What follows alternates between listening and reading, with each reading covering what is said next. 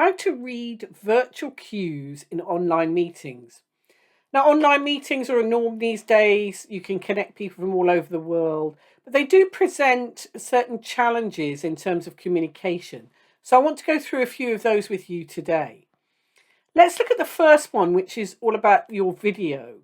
Now, cameras off, cameras on. It's always a big debate with individuals and within organizations. But if you're running meetings, it's much harder for you to understand whether your message is being communicated if cameras are off. You get that, you lose that sense of connection because you can't see facial expressions, gestures, body language, that kind of thing. And it's you lose that connection almost immediately with cameras off. You never. The other thing is you don't know if the other person is fully present as well. So you really do want to encourage cameras being turned on whenever possible. And if there are certain issues which some people have, that's absolutely fine. But make sure that you understand what those are before you go into that meeting.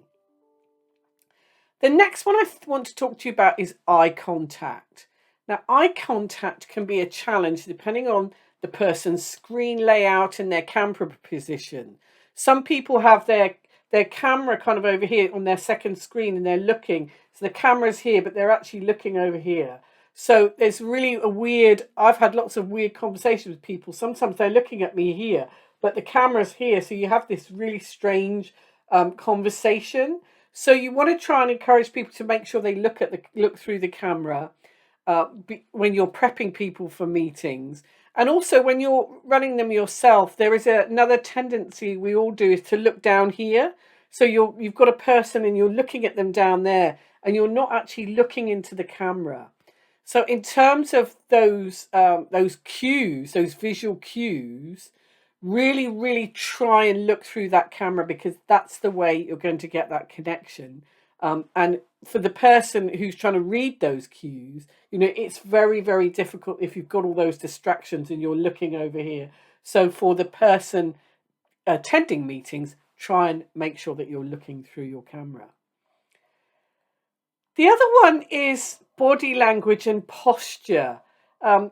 You'll notice that if people start to engage, a lot of the time they'll sit forward, but as their engagement kind of disappears, they'll go back. They'll start to get more relaxed, and their body language gets a little bit more casual. Sometimes they can be slumped over. There are lots of different cues that you can see. So when you've got 20 or 30 people on a screen, you will get that sense of whether there's engagement or not, according to whether people are sitting forward and they're engaged and they're actually participating, or there's that kind of pullback. So watch out for that one.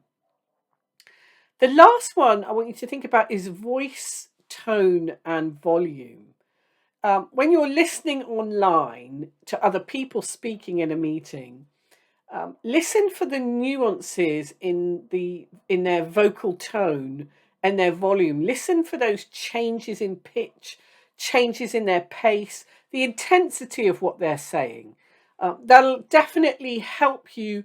And also it helps if their camera's turned off. You've actually got to turn up your listening in terms of understanding what they're saying and the authenticity behind it, the intention behind it, whether there's frustration, whether there's joy, or people are enthusiastic about something. It'll indicate to you whether people are kind of interested in what you're saying, whether they agree or disagree. So watch out for the subtleties of tone and voice and volume when people are speaking inside meetings.